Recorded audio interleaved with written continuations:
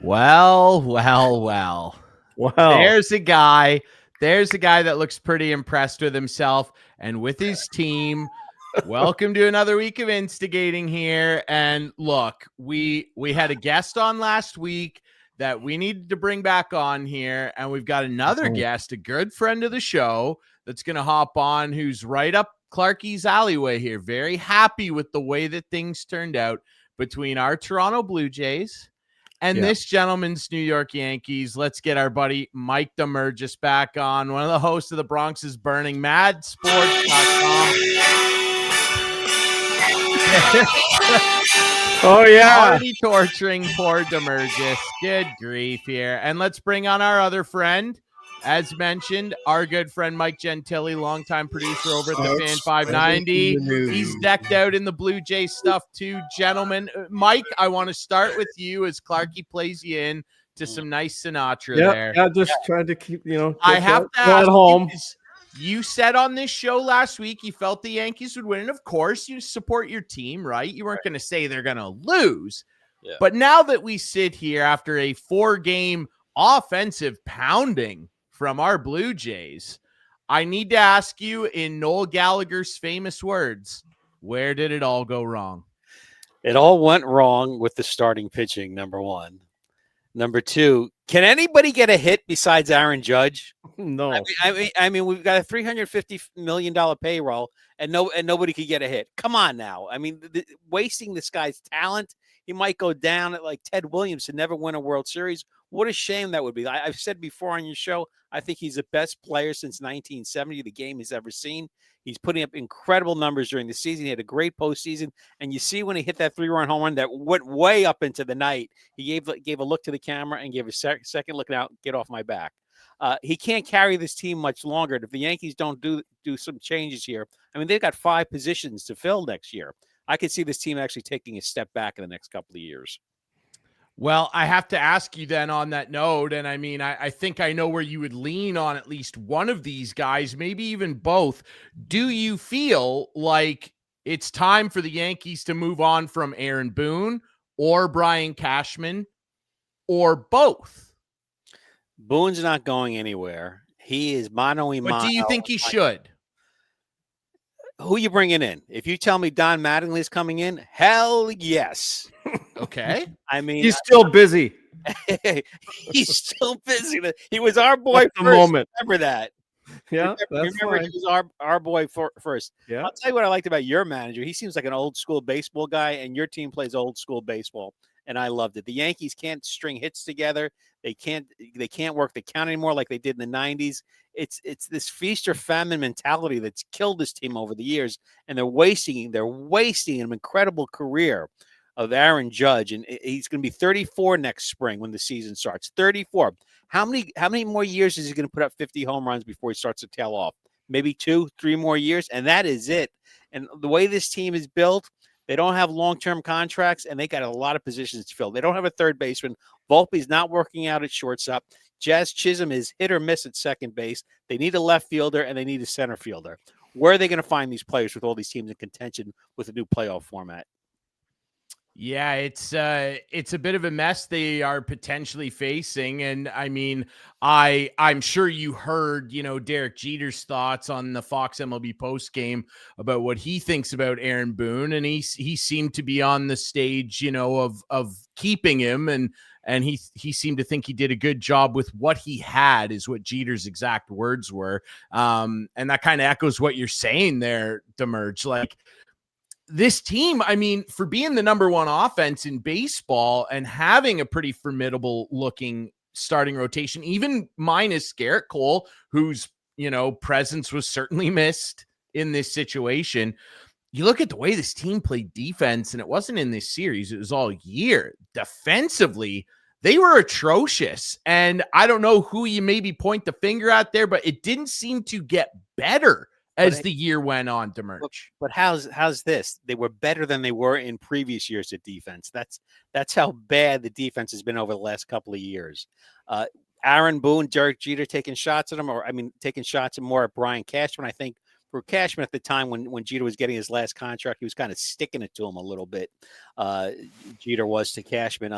Aaron Boone, yeah, decent manager, manages players well, communicates well, which some managers can't do. But I don't think he outmaneuvers anybody. And I think this day and age, you don't see many managers outmaneuver anybody mentally on the field anymore. He's a good guy. He's a courteous guy, but I don't know if he's an inspiring guy. And I don't know if you really inspire people today. I don't know if managers or coaches inspire people today because people are so detached because of social media and all the distractions going on in the field. Let's bring our buddy Mike Gentile from the Fan in. We're having a little fan reunion here too. And not only fan reunion, primetime sports reunion. 3 producers here of the best radio show ever, Primetime Sports. Gentile, yes. I want to ask you, did you see it coming that Vladdy Guerrero was going to come out of his shell and be a superstar in this series? Yes, in a way. He was trending that way already towards the end of the year before Bo got hurt. As soon as Bichette got hurt, Vlad's numbers, his average went down, I think, 12 points from the time that Bo hurt his knee at Yankee Stadium until the start of the playoffs. So not having Bo hit after him really had an impact on him and on the whole team. But he was due. He was due to have this kind of season. I thought he's had a great season all around. Not a lot of home runs, not as much power as you'd like, but a contributor and that sort of thing. So it was always there for the taking. So I would be more surprised if he had a bad series than what we saw. And even, I got to say, so he hits the grand slam. He hits the home run in game 3. Last night, his first at-bat, 0-2, he had no business getting on base, let alone hitting a double. It was such an impressive at-bat. He looked like he was toast in that at-bat, and that kind of set everything up for the team. So it's about time. I'm tired of constantly having to talk about his contract. Like everyone, well, for $500 million and for like leave the 500 alone. You're not paying it, whether it's 4 or 5. Just like judge people on their stats, not just on that money all the time. There's conversations for that, but just judge people on their stats. So, I thought the only sad part, I wanted a 7-gamer because it was Vladdy versus Judge, and it was so good. The only loss is we didn't get more of it. Yeah, and you talk about stats, Vladdy. I was shocked to read this. Like the stats. I mean, it's amazing. That's one nice thing about social media now. Like the stats are flying out immediately. I couldn't believe this when I read this. Vladdy was the first player in Major League Baseball history to have 9 hits and at least 9 RBI in a series. I couldn't believe that. That's a crazy stat, especially when you consider, as you pointed out, Gentile, people ragging on him. Not a great end of September. The batting average dropped. The slugging went down. This guy steps into, and I don't think, and Clarkey, I think you'd agree with this, I don't think that any player on this team had more pressure on them to perform and do something than him, especially with what happened against Seattle a couple years ago, the infamous second base pickoff, that whole thing. You were ready to run him out of town when that happened, Clarkey.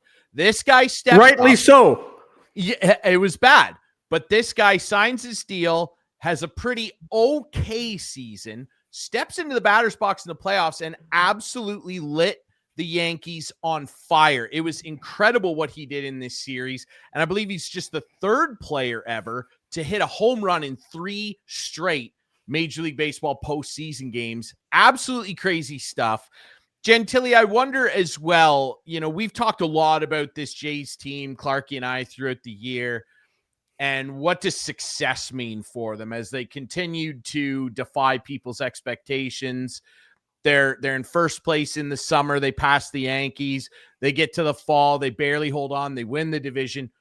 Now that they punched a ticket to the ALCS, can this now be considered a success for the Blue Jays?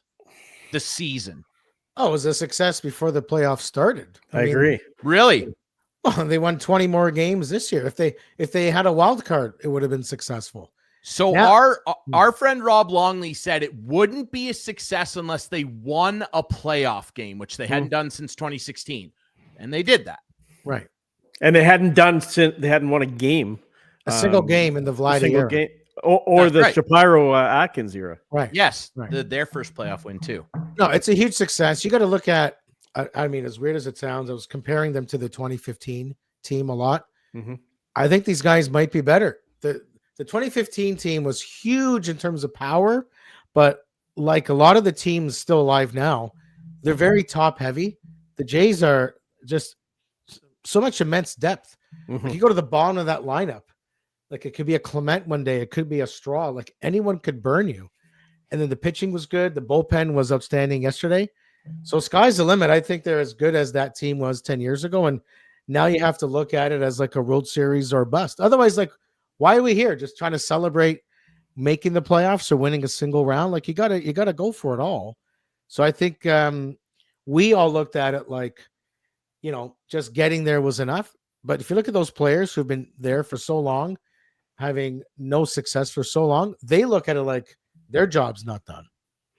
Hey, Damergis, absolutely. You probably, as a baseball fan, heard of the guys like Ernie Clement and all those guys. But Lucas. Tell me the truth. Have you ever heard of Trey Yesavage, and what did you think of that display on Sunday, I guess it was? No, when you mentioned him on the podcast last week, I was like, who? What are you talking about? Exactly. and I was saying it'd be nice if the Yankees knew how to hit some off-speed stuff or knew how to take a pitch. I mean, baffling. It was baffling, the Yankees' performance. And I came into this series thinking the Yankees had a huge advantage at pitching. And I figured, Bellinger, I think hurt his leg in the wild card series against the Red Sox, and I thought Judge would get more support, and he didn't get any support. Mm-hmm. And boy, the Jays outplayed them. It kind of reminded me a little bit of what the Royals used to be in the 70s. Just a bunch of hitters, slapping the ball around, get good pitching, and they used to get it done. It's old school baseball. It's what baseball should be, that kind of stuff. And when we saw that, we're going to do the relief pitching going in the game 4, I'm like, oh, Yankees are taking this. Schlittler is going to take this. Game 4 is going to be ours. We're going to go back to Toronto and we're going to take them. That was the talk at sports radio. That we heard was it in my mind.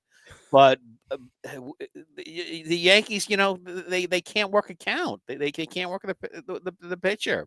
It's baffling. It's baffling to me. And the Jays look like one of those old school baseball teams. And, it's nice to see the team vibrant again. Because when I was living up there producing with Bob, and it was a couple of years after the strike, and that really hurt the Jays. And as far as attendance goes, so I'm happy to see that the city's roaring again with baseball. Gentile, do you think it was a strategy and a move by this Jays management to keep Yesavage in the minor leagues until September so teams didn't get to see him? Or was it just a development thing? It was time for him to come, and when he came, man, he's made a mark so far. So here's my theory. Number one, they put one over on everyone with the Shane Bieber trade.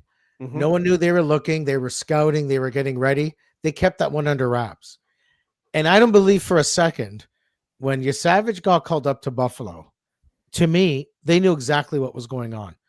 I do not believe the idea of, well, let's just see how things go. Then they evaluated him and thought, well, maybe we'll bring him up and try. It was the end of the season, a critical time in the season to bring him up. You're not experimenting at that time. So I think they made that plan all along, because if they didn't have any intent in using him, they would have traded him at the deadline. Because all everyone was talking about was Arjun Amala, the shortstop, and Trey Yesavage. And the Jays, by not trading him, it's like they added someone because they just kept the guy. But I think they knew all along that he was going to be a part. And you had him in the minors for a bit, especially with his delivery and how weird that is. It's going to take teams a while to figure it out. The Yankees were like dumbfounded. They, and all their swing and misses were in the ground, right? They weren't swinging at anything high or at the belt. Everything was low. So I think teams will solve him at some point, be more patient. I think you got to force him to be perfect. They had no answer for him, but I think they knew all along. And think about this. The morning of the trade deadline, that morning, your game 2 and 3 starters had never even put a Blue Jays jersey on. Because they traded for Bieber that afternoon and they called up Yesavage a week later. Okay, so let's stay on this praising of this management team because I've been a little critical over the last few years. Oh, yeah? I admit it, but I've turned the corner, okay? I want to ask Gentile about, in September, this team had 6 starters at one point. They then went down to 3 for the playoffs and had to do a bullpen game. And I got to tell you, I was very nervous going into game 4 being a bullpen game. But boy, oh boy, oh boy, I now have more confidence in guys like Brian Little, who I did not want to see pitch ever again, during the season. Fisher, Dominguez, all the guys. It was just an unbelievable, and I want Damergis' opinion on this too. It was obviously a great strategy. They held the Yankees to 1 run, and boy, oh boy, Schneider really earned his pay in that game, the way he handled the bullpen, especially that one inning. I can't remember what inning it was later in the game, when they walked Judge, and it was just brilliant. It was just brilliant. Gentile? Yeah, you know what's great? It's the first time where it feels like the Jays manager is the one calling the shots. Yes, exactly. Yeah, it's not a computer anymore. Let's do a history lesson. Yeah, we talked about Boone earlier. Right. The Yankees got outmanaged by the Jays, clearly, in this game. Right. Jays versus Rays. You can't start Ryu in game 1. You got to go with Matt Shoemaker. Bulls up in their face. Right. The next series against Seattle, let's pull Gossman early in a game that they led 8-0. Let's switch Carlos Santana around, and he hits a home run. They lose to Seattle. The next year, they pull Barrios. Oh, yeah. And they start throwing everyone under the bus. This is the first time where it looks like, even though there is input from management, you don't see them or you don't feel that. It seemed like Schneider ran the team himself, which was interesting. I didn't think they were going to win a bullpen game, especially with those guys. Yeah. Sliver's been outstanding. Okay. Yeah. That kid's dynamite. You could not have predicted it. And what's funny is the pitcher that went the furthest last night was Dominguez, and Lauer went 1 2/3. No one went even 2 innings. They managed 9 straight 9th innings. You know what I mean? Like every inning felt like it was and when Dominguez came in the 3rd, it was, like they had the 1-0 lead and they were already kind of trying to preserve everything. It just worked out perfectly. I'm shocked that it did. A bullpen game. They essentially gave up 1 run. Same. That's what I'm saying. Hoffman gave up 1 later. It's bizarre. I never thought that would work. Yeah. I'm just sitting baffled watching this. The Yankees go down 1, 2, 3 strikes, you're out. 1, 2, 3 strikes, you're out. I felt confident in Game 4 when it was 2-1 that they were going to pull this out. I did feel confident they were going to pull it out, but once Chisholm made the error, that was it. It's done. Yeah, that was big. Yeah, it was huge. That's a turning point. I thought the momentum they had from coming back, you're down 6-1, you come back and you win the game. I thought that was a momentum changer. And a lot of times that does change a series. It's happened so many times through the years when the team has the chance to clinch and they don't. That's kind of it. Again, you got to give the Blue Jays credit for everything they did. They outcoached the Yankees. They outmanaged the Yankees. They have a better manager than the Yankees. They have players that put the ball in play, and they have Vlad. They have their superstar. And you guys did it without Biggio. I mean, come on now. Do you mean Bichette? Bichette. I'm sorry. Yeah. Yes. Yeah. No, we understand. Yeah, Kevin Biggio's long gone, but yes, we did it without Bichette, who was trotting around on the field and whatever. We'll see. I highly doubt he plays in the I don't know. Rumor is maybe ready. Yeah, there's a rumor. 7-game series. He might be on the roster. You're right, Gentile. You never know. Yeah, get him in there for 5 or 6. Yeah, you never know. There's the result of last night. Happy Blue Jays. They had to retake the picture because Ernie Clement was a little tardy getting in there, so they had to redo it. Yeah, it's crazy stuff. You know what's even wilder too about that Seattle debacle, Gentile? Was it not Manoah that was on the hill for that 8-0? No, he was game 2. It was Gossman in game 1. 2. Yeah, they were up, even and then still though. Well, and Bichette and Springer, they collided at center field. Remember? Yes, they were so sloppy. That's where this whole run prevention thing started. Yeah. Hey, can I mention one thing? Because we have Damergis here. Please. I'm not one of these people in Toronto that walks around hating the New York Yankees. I don't get it. I'll tell you why. 80s and 90s, right? Late 80s, early 90s, the Jays took over. The Yankees were not a factor. The Jays never had to deal with them. And then the Yankees went nuts in the mid 90s. And by the time they went on that run, you already had back-to-back with the Jays. It was very hard to dislike New York. You had Torrey and Jeter. It was a likable team, to be honest. And what's interesting is for people that don't remember, because everyone's like, why do they celebrate so much whenever they win a series or win a wild card? Why do they do that? You want to know why? There used to only be 4 teams that made the playoffs. So when you won the pennant, it was a big deal. You celebrated. Now it's gone overboard. I get Clarkey hates it. So, but you would face the Yankees, because if you won the division, they didn't. If they won the division, you did not. And so now I think it's a big victory for the playoff format, because now you get to play a team in the regular season 13 times. You get to face them. You got Vladdy hating playing in Yankee Stadium. This series is going to actually embolden this rivalry, which has never been there. But I've always respected them. If you're younger and you start watching baseball in the late 90s and you watch the Yankees beat everyone, I get it. But even those great Tory teams, they didn't outspend and destroy everyone. They developed so many good players. They were such a likable team. So I hate Baltimore because they're like our peers. I hate the Rays because they're also a cheap-ass team. I hated seeing them do well. I've never had hatred. So I think a lot of this Yankees hate in Toronto's a bit fake. It's a bit jealous. But now it's actually a little more legit, because what I saw in this series, the whining and the crying and the cheating, and the Jays are cheating at home, and the cheating. Yeah. Hey, wow. You know what? All we know is Buck Martinez was right. Wow. My boy. Well, let's face the facts. I love Buck. The Yankees.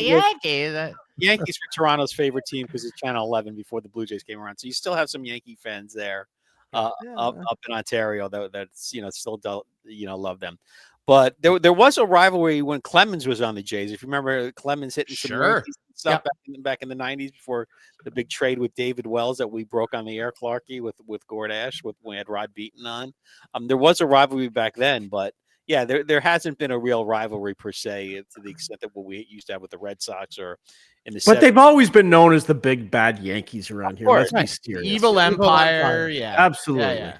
Absolutely. Yeah. I mean, spending all money, and at the time the Jays, all of a sudden when they were spending all that $60 million or whatever when they had the team in 92, 93, they stopped spending when 96, 97, 98 came around.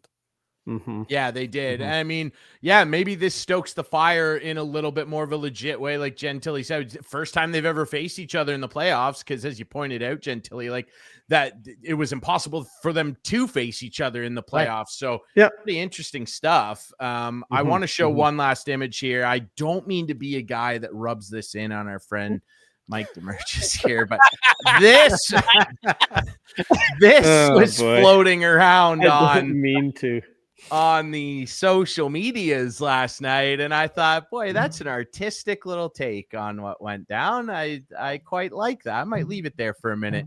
I'm genuinely curious from both of your perspectives, both the mics here. I'll start with you, Gentile. As we now sit here, and we're recording this on Thursday the 9th, which is an off day for a penultimate game 5 coming up here between Seattle and Detroit. Give those Detroit Tigers some credit. We're going to have to get Jim Cressman on here, the hitman, to talk about his Detroit Tigers getting their claws back out. What a job they did to force this game 5. I'm genuinely curious from both you guys, though, watching as much ball as you do. Who do you guys feel is a better matchup for the Blue Jays in the ALCS? Gentile, is it the Mariners, who are looking to go to the CS for the first time since 2001? Or is it the Detroit Tigers, who have also had quite a lengthy stay away from this stage of the playoffs? What do you think? Okay, general rule, I don't love the whole, we'd rather face this team or that team. I was looking, they should be scared of us. Forget us being scared of them. And you got to beat whoever's in your way. And right? And only that, the Yankees were better than both of those teams by record. Right. Agreed. So that being said, Seattle looks a lot more dangerous. My first thing would be to avoid them. But here's the issue. They're all good teams. Jays, Tigers, Mariners. You could assume whoever it is, it may go 7 games, right? Would you rather face who Seattle has, or would you rather face Tarek Skubal? So as much as I wouldn't want to face Seattle, I don't. If it comes down to that game, I don't want him. That's someone you're afraid of. So maybe facing Detroit is worse if you end up in a scenario where it's a one game do or die. For as good as Gossman is or Bieber is, Tarek Skubal might be the best pitcher in baseball. He's right there. Yeah, but also Schlittler was great against Boston too. Yeah, but he's not. I get it. He didn't have dominant. He's not Tarek Skubal. No, yeah. I get it. But anyway, let me ask you this, Gentile. What's happening with Chris Bassett? Will we see him in the next round? Okay, so here's what happened. Scherzer didn't make the roster because of the matchup. He would have been against on the New York against the Red Sox.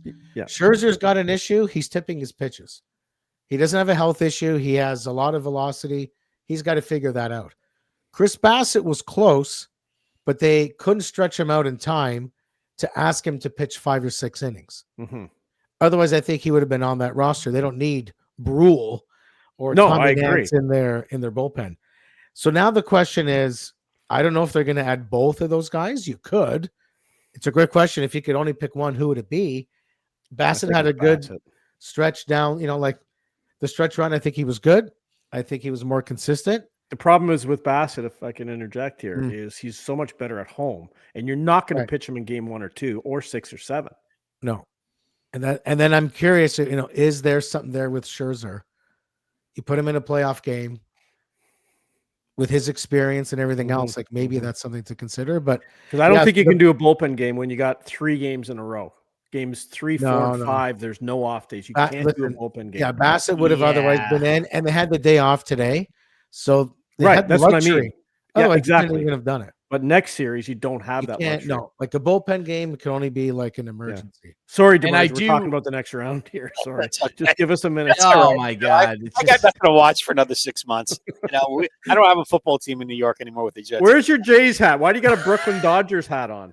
Oh my! You got to have a Jays hat on somewhere. No, leave them alone, Clarkey. I had a Jays hat years ago, and the Jays had open practice for the media. Remember that, Clarkey? Mike, were you there too as well when they had open practice? I think so. Sky Dome. I did have a Jays hat at one time. At one time, he left it in the lawn.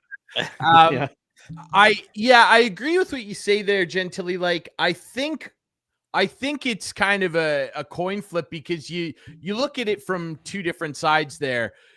Detroit's one ace up their sleeve is Skubal. The rest of their starting pitching, I'm not scared of Casey Mize. I'm not scared of Jack Flaherty. I'm not scared of guys like that. And their hitting lineup's just not as good when you compare the Mariners, right? Like, and then the Mariners on the other side have some good pitchers, like let's not sneeze at Logan Gilbert and guys like that. But their hitting lineup's a lot better. So, but the way this Jays team is playing right now and the way that Damergis kind of broke down how they beat his Yankees, like, I don't know that I feel necessarily, as you said, Gentile, I'm not really scared to play either of these teams right now, whether Bassett pitches or not, which I think he will simply because of health and the fact that he throws so many different kinds of pitches. I think that they could put him in on the road, Clarkey, and not be. I do too, and I think they will. I think they will. It'll be interesting to see how it shakes out going forward. Then, Gentile, I'm curious to ask you, what would you do in terms of the starters, whether it's Detroit or Seattle? What would you do? How would you line this up? We know the first 2. Well, what order? Do you do the same? Oh yeah, Gossman and Yesavage and Bieber 1, 2, and 3.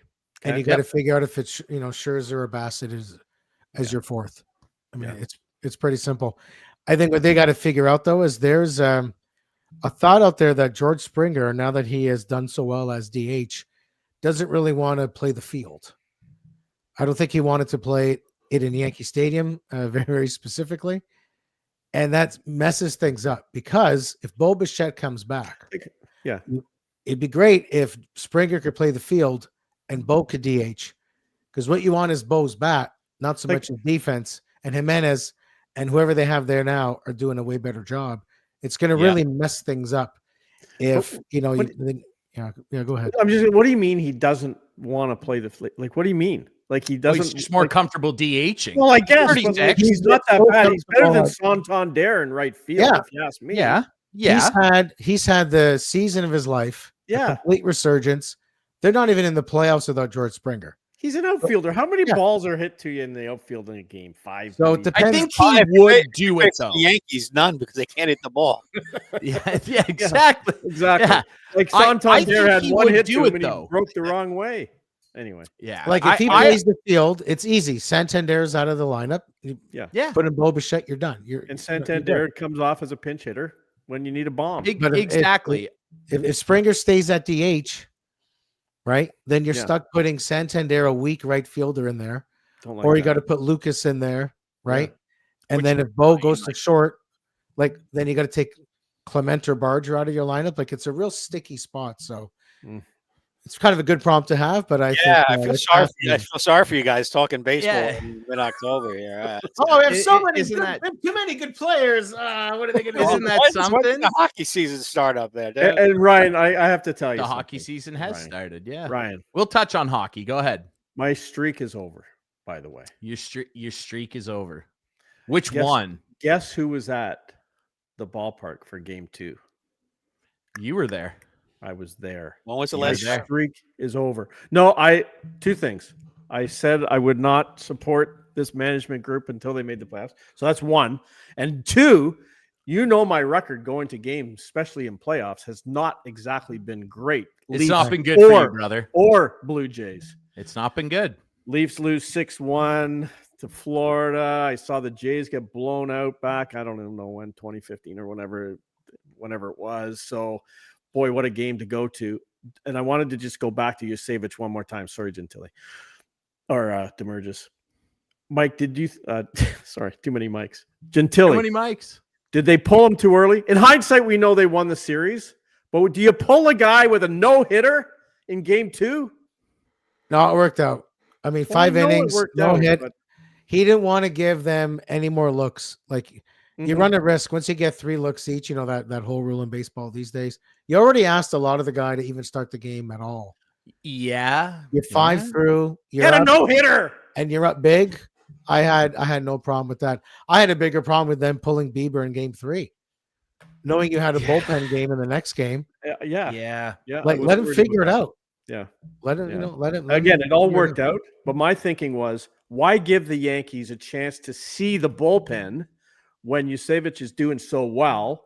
And then they have to pull Bieber early. Now giving the Yankees another chance to see the bullpen, and they hit them around in that game.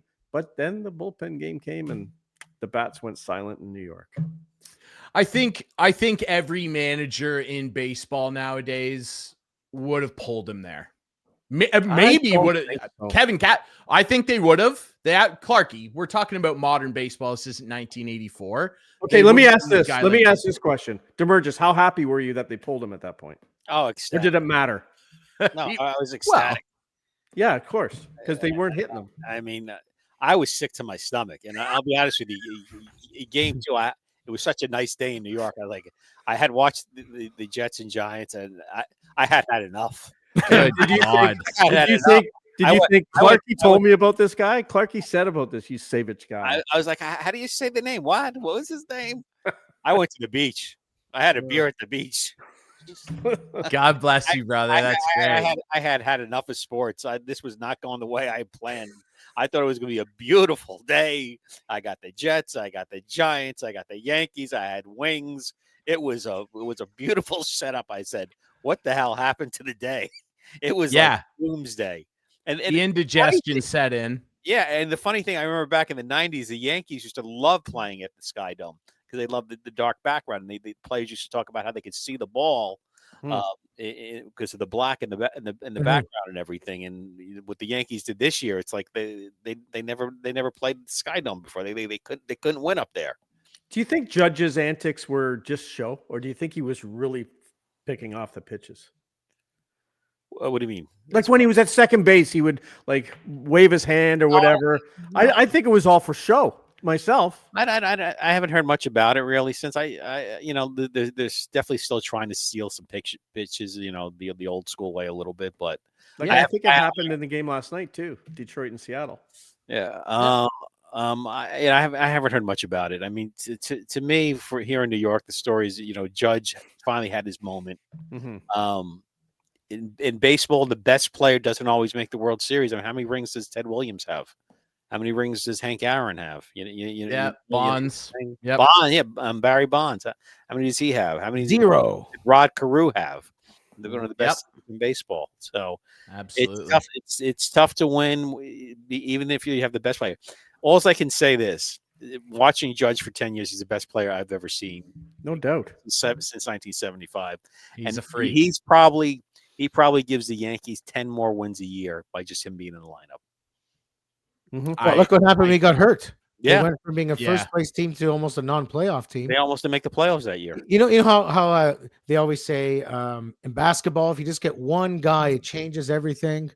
And you think it's the same way in football, and you can do it in maybe in hockey if you have a great goalie, but not in baseball. No. But he proved it works in baseball that way. Yeah. One guy can make a difference. Sure, when you're that guy, has those MVPs in Texas, and they were last place. So he's the Connor McDavid of baseball. It's exactly what's happening there. He is. Right? Yeah, that's the thing with baseball. It's so much more rare that you add a star player, and it can be a big star. Baseball, for it to be that one guy, it has to be that one guy.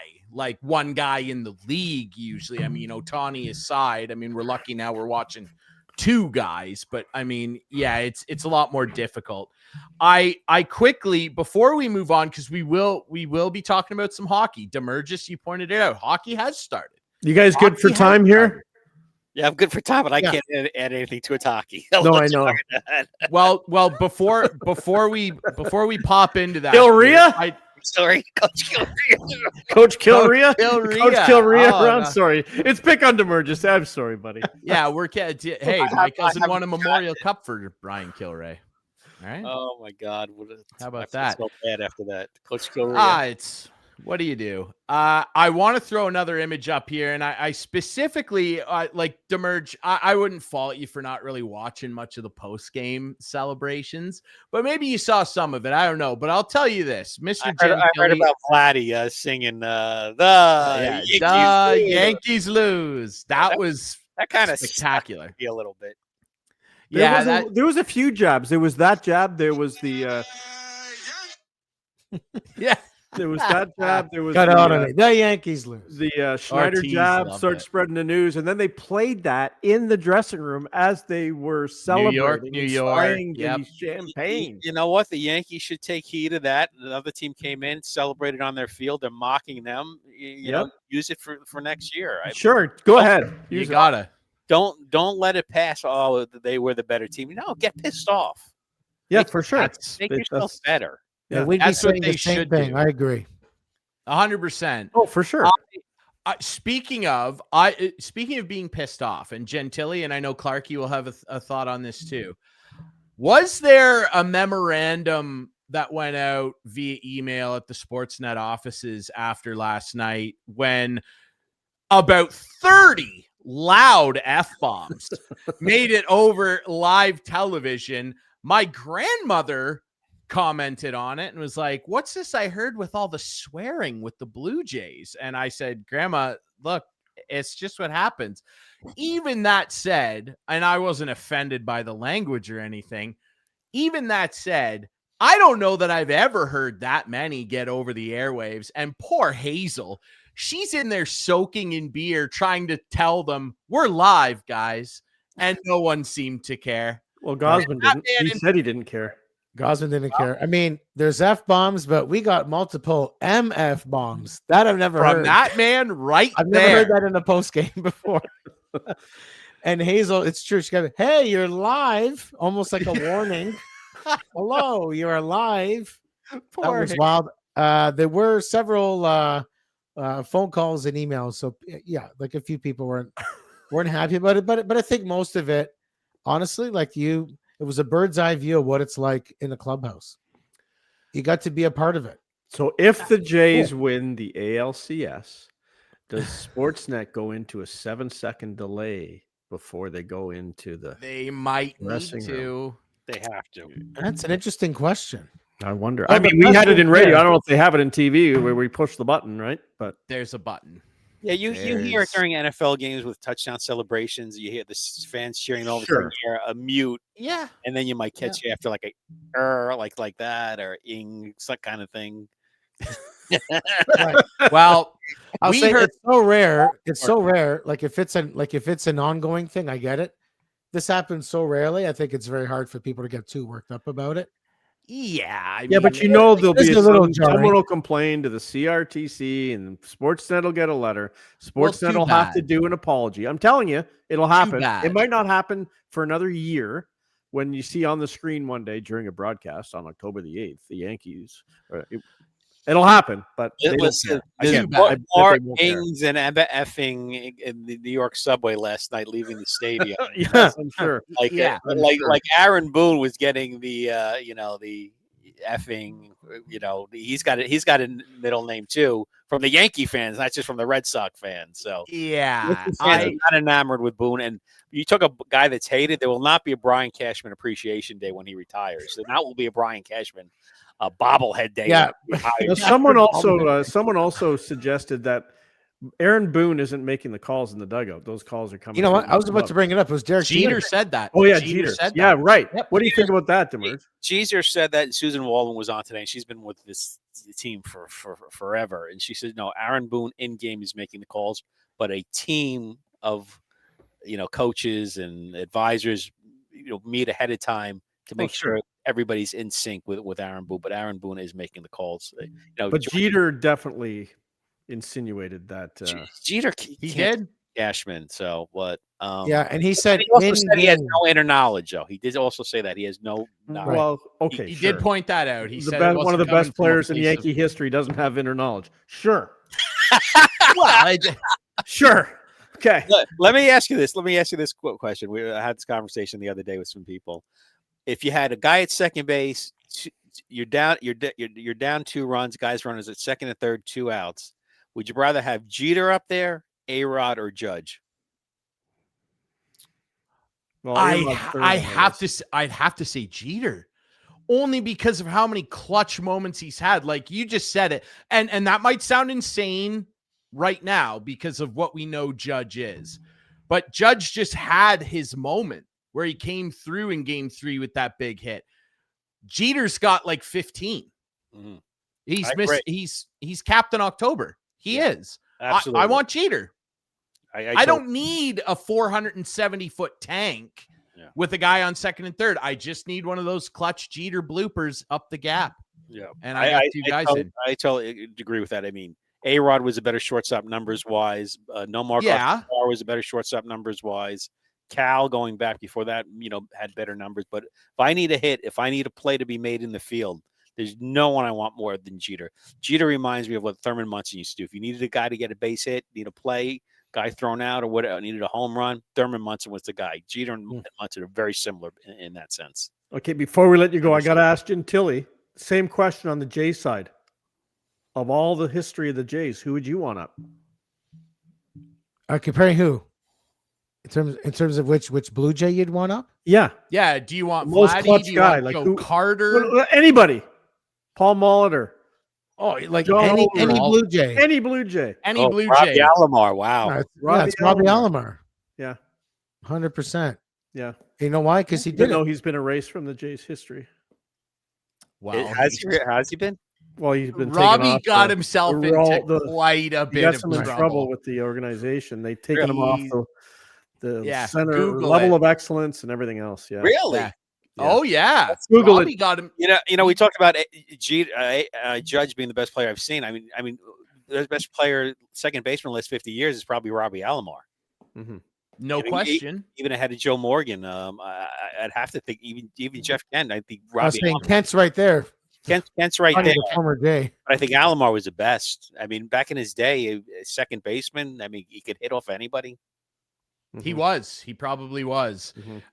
Gentlemen, we really appreciate this, particularly from you, Mr. Damergis. You came on here in good grace and accepted this loss with a lot of humility. We love the Brooklyn Dodgers love on the hat. We understand it. We really appreciate this, buddy. Thanks so much for doing this, eh? My pleasure anytime, and good luck moving forward here, and it'd be great for the city.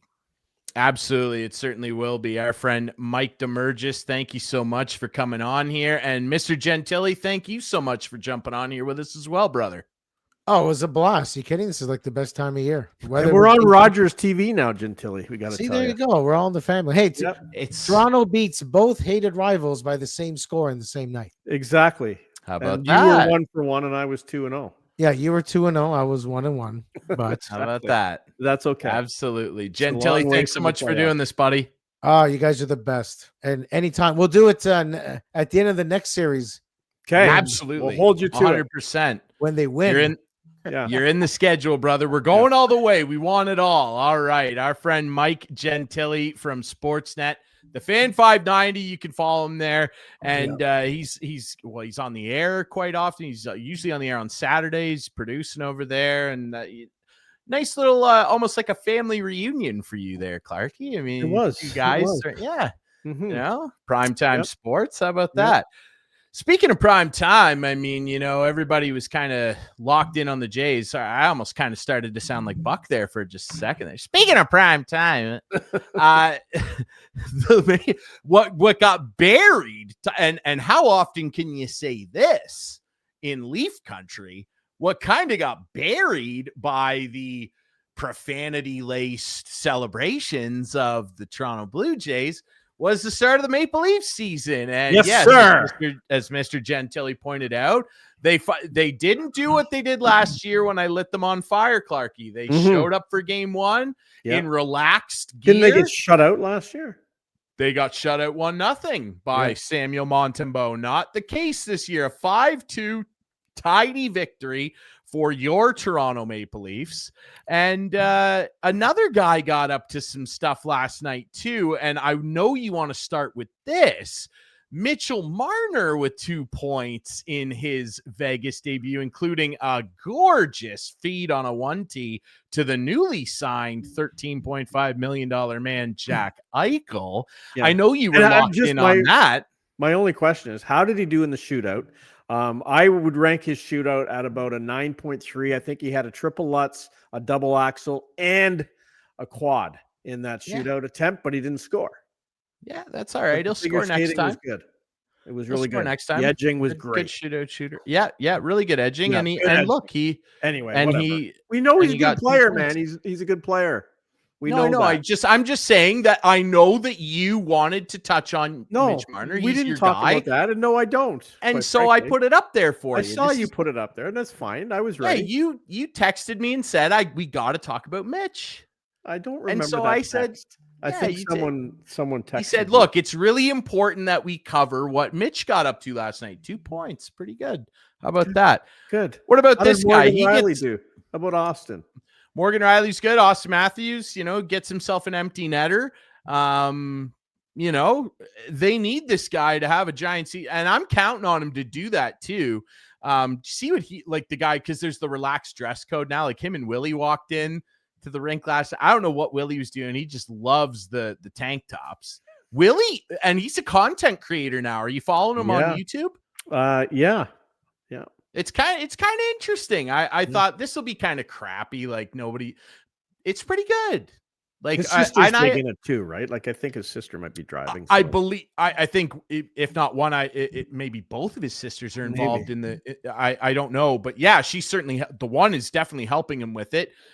It's actually kind of interesting. If you're a Leaf fan, I'd recommend checking it out. It's actually. I gotta tell you, I was definitely in Jay's mode last night. I had the split screen going. I had it going. I was going back and forth, but I gotta tell you, when they went into the third period and the Jays game was getting interesting, 2-1, I was all Jays all the time. By the time I flipped back to the Leafs, it was 3-2, I guess it was Leafs, and then I saw the empty netters. But Good start. 2 points is 2 points. I heard Coach Berube after the game in the dressing room saying it wasn't the cleanest of game, boys. But win's a win. They got to clean up some puck play, and we'll go from there. But I liked Waugh. I thought the little bit I saw of Nicholas Waugh, I liked the look of him. Nicola Waugh, he was good. Yeah, he got pasted in the first period, got right back up and got involved. I thought he was really good. Won some face-offs. Like Stoley looked good, solid. I really think Morgan Riley was good. I want to say that I think there was some issues in the dressing room with a certain player who now plays in Vegas, and I think it's a little better now. Yeah. And I think you never know. The outside noise is gone too, because there was a lot of outside noise from what I've heard when it comes to certain people around the team back last year who aren't here this year. That's not going to mean they're going to win the Stanley Cup, but I think guys like Morgan Riley and Austin, you never know, and Tavares and the guys like that. I think it's going to be a good year, and I don't think they're going to miss him as much as some people think they may. That's all I want to say. Well, I mean, that's the hope for you, right? And I mean, we'll definitely see. Yeah. And I mean, we've asked this recently too. I'm genuinely curious what the fans think if Marner or Matthews will end up with more points this year. I want to throw this one at you here. I mean, he gets one last night into the empty net. You take that, like, good start to the season, considering the injury riddled year and the German trips that he had last year. Yeah, you're going to hammer the over on that? You know what? I kind of feel the same way. And the reason I think he's going to do it, Clarkey, is because so many people, the only really noise left from the aforementioned buddy of yours, Mitch Marner, is how will him leaving in the regular season affect Matthews' goal total? Can he drive his own line? What's his health like? I think that if Matthews is smart, which he is, and is a competitor, which I do believe he is, I think that he should be more motivated than ever to shove it in everyone's face and score 57 or something and say, no, I'm the guy that drives the bus. And he better be. 100% he better be. And hopefully he does it in the playoffs too. I'll take the over on that too. I say he gets 57. 57 sounds good.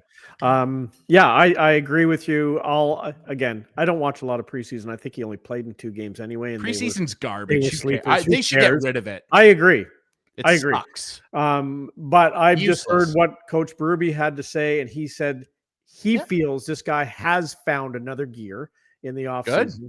And he needs it. And he's going because apparently I'm not going to get my wish. What's your wish? You know darn well what my wish was next year. Yeah, let's talk a little bit about a guy named McJesus, and he will not be blessing the waters of Toronto anytime soon. I genuinely thought he was coming. I know you really did. Well, in 3 years, we'll see. Yeah, I was thinking right. Next year was the year. The Leafs had 17 mil they could spend, and boom. But anyway. Yeah. So, I mean, it's worked out so well for John Tavares, right? So, I genuinely want you to, it's a valid point, sir. I'm sorry.